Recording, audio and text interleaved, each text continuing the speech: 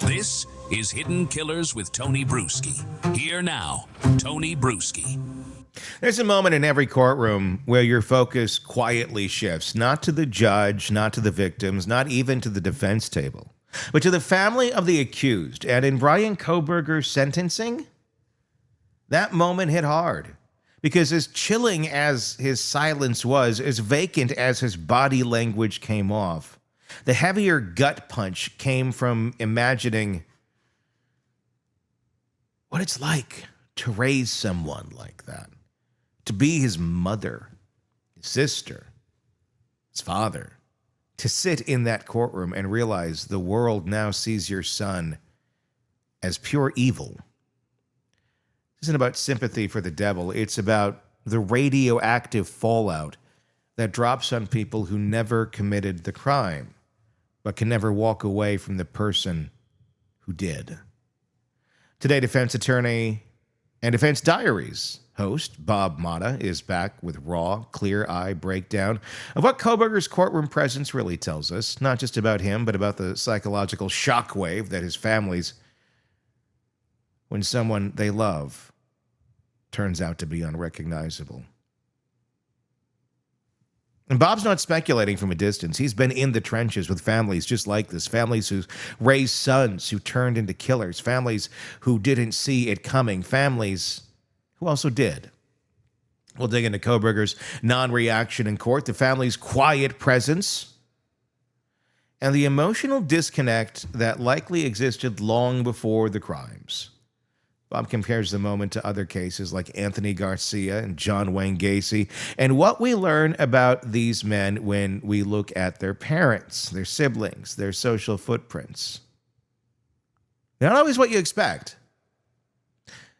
We also confront something a little more uncomfortable, that question of generational ruin when a last name becomes synonymous with evil. What happens to everyone else who shares it?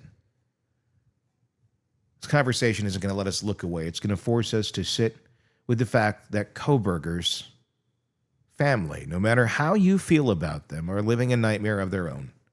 And unlike him, they did not get to choose it.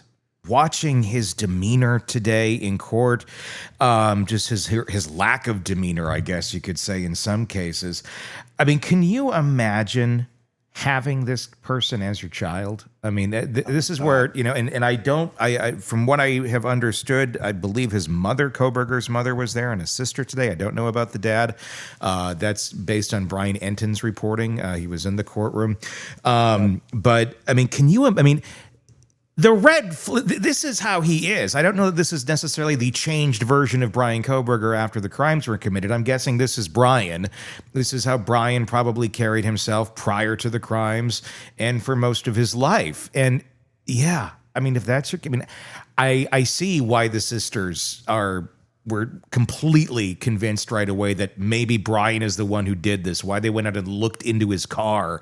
Because if that's your brother, that's your kid, my God. I mean, those parents, I maybe being a little blissfully unaware was a blessing to his parents to a certain extent. Because if you're a little bit more, my God, that's your kid.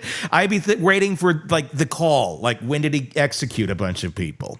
I mean, you're like, but you're a father and you never I can't imagine ever getting to that point, even if your kid's like odd. You know what I mean? Like odd. If your kid's like, but like, I mean, you don't know how much they were involved in terms of like when he's college aged and they're not with them every day, as a younger kid, he was overweight. They clearly knew up into his college years. I mean, dad going out there talking to the neighbors, hey, be friends with my boy. He's, they always knew they kind of had to advocate for him a little bit in some of those social ways because he never seemed to be able to himself. And maybe that's, you try to think of it like that. Some people are just, a little awkward. He's got autism. That can certainly mess with your social skills or lack thereof. But you don't, I think, ever think that your kid's going to go. That's what I mean. Far. Yeah. I mean, your brain's not going to go there. You know what I mean? Like your brain won't allow you to go there. Yeah. And then, but like you said, like when something goes down and you're like, oh my God, it's like maybe you kind of always knew it deep down, but you just couldn't bring yourself to He's admit capable. it. Yeah. He's capable what of I mean? it, but you're just like, I don't like, he's capable, but I don't think he would. And Right. yeah.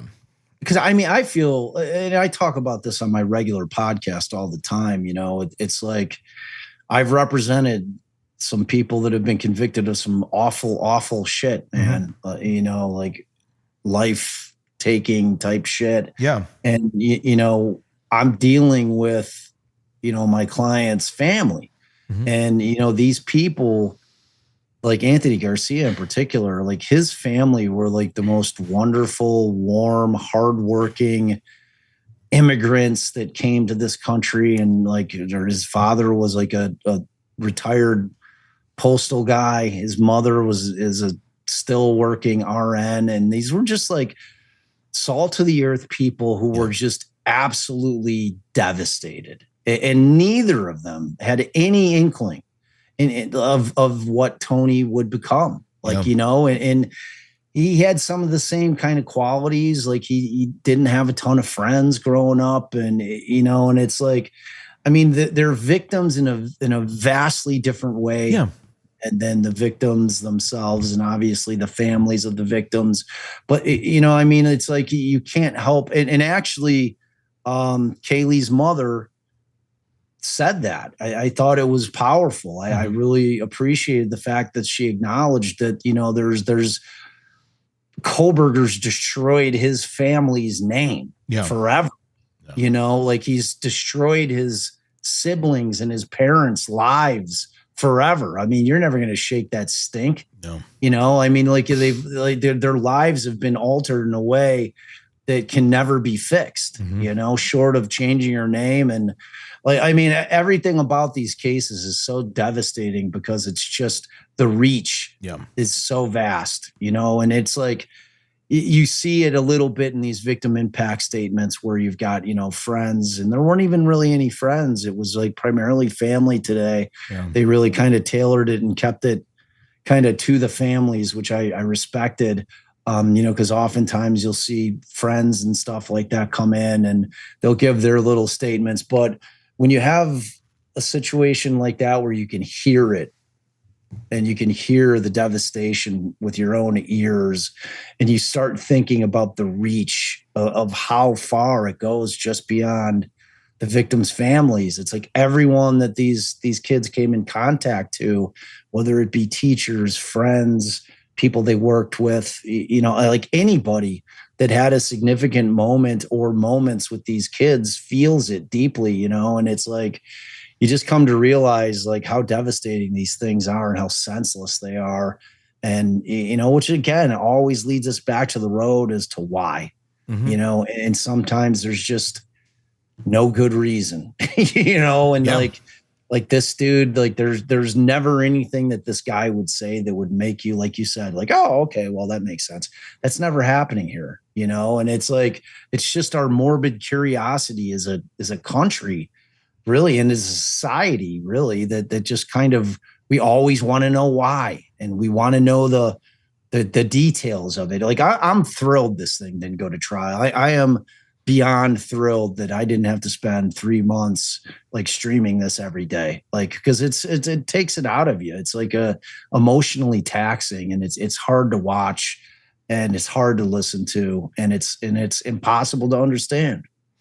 I completely agree. I feel like this one particularly, I couldn't imagine. I mean, just doing 2 hours of that one live with the victim impact statement, seeing how this would have been drawn out, all these people that would have been on the stand, all to eventually end up at the resolution of he did it. I think that would have been more detrimental at the end of the day for the family. I totally get Steve Goncalves' feelings. If I was Steve, I'd probably still feel the same way. Me too.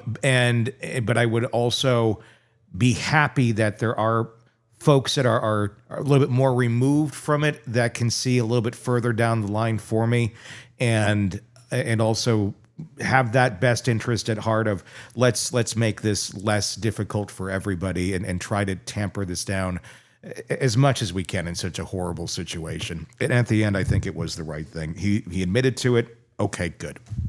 Right. We are done. Yeah. I mean, could you imagine going through all of that and then you get one hung jury, you get one juror that, is a pro-burger and was still believing that BS?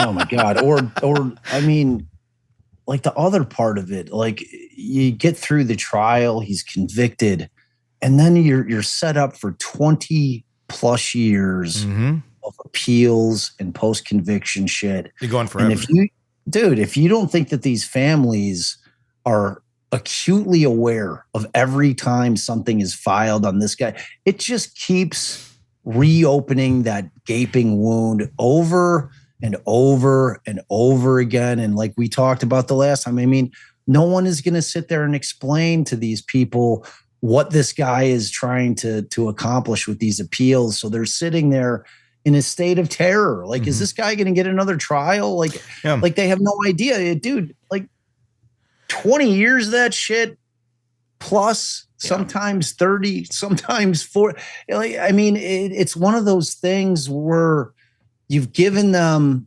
this ability to be able to move on as much as you possibly can, which you're never not feeling that every day of your life. Sure. If that happens to your loved one, but at least it allows you to not have that always be like omnipresent, because this guy's constantly filing shit in court, whether a year or two passes and then the appeal, and then they appeal that appeal, and then they try to bring it up to the Supreme Court, and then they go over to the post-conviction. It's a grueling process, and it just keeps these families in a state of never-ending grief that just is continually being shoved in their face, because they're having to continue to think about the crime itself, as opposed to just trying to focus on all the things that you remember that brought you joy about that family member that you love so much. And it's just like, for me, man,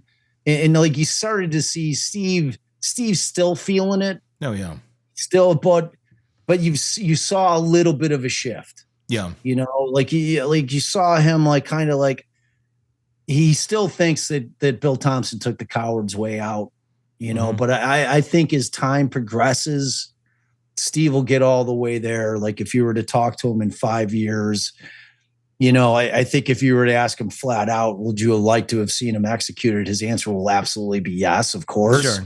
But I think he'll appreciate the fact that he's been able to move on in a way that he would not have been able to move on had this thing gone to trial and had he been convicted. Well, quite honestly, I think at the end of the day, if we're talking about wanting Kohberger to get the death penalty and the firing squad, which would have inevitably taken 10, 20, 30 years to act if it ever happened, there's something uniquely cruel about the aftermath of a crime like this, not just because of the violence, but because of the way it sticks to everyone, the victims, the families, the community. Sure, we expect that.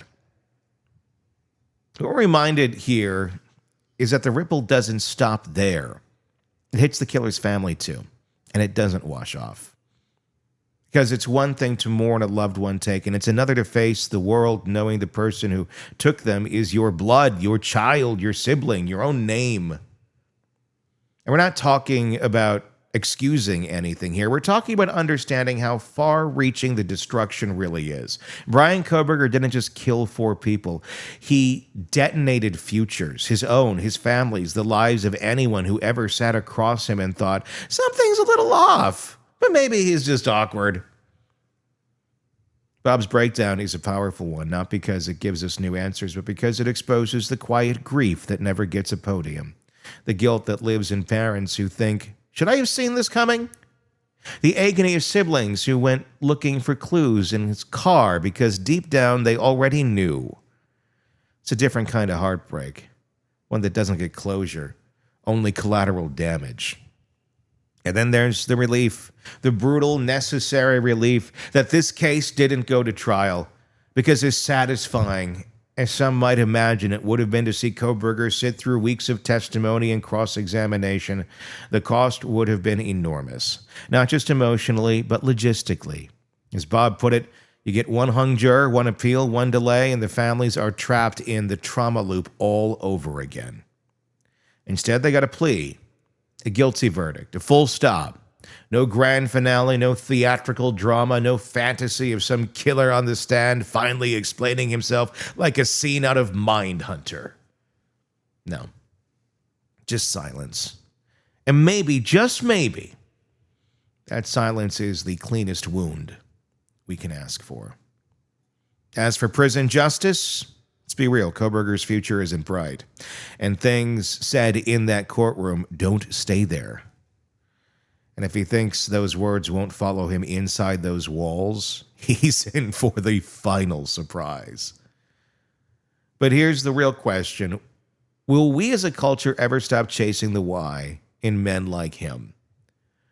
Or is the need to understand evil just another one of our human addictions?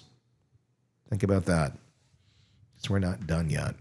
Be sure to press subscribe. We got more coming from Bob in our conversation. We'll release the next piece the next day, or if it's already there, then, well, continue binging. If you want access to it ahead of time before everybody else, then please press subscribe and join our premium subscription channels, either on the podcast platform, on Apple Podcasts, or on YouTube. You subscribe there, the premium area, you'll get access to everything way before everybody else. As we create it, it drops, and you get it. So you can get access to that. So do check this out, and it helps keep us on the air as well on YouTube or on Apple Podcasts. And let me know in the comments section what you think. That's most important. It's free. Any place you can there on YouTube on any of the topics, any of the cases we're covering. Do let us know what your thoughts are. Do appreciate that. Until next time, for all of us here at the Hidden Killers Podcast and True Crime Today, my name is Tony Bruschi. We'll talk again real soon. Want more on this case and others? Then press subscribe now and don't miss a moment of true crime coverage from Tony Bruschi and the Hidden Killers Podcast.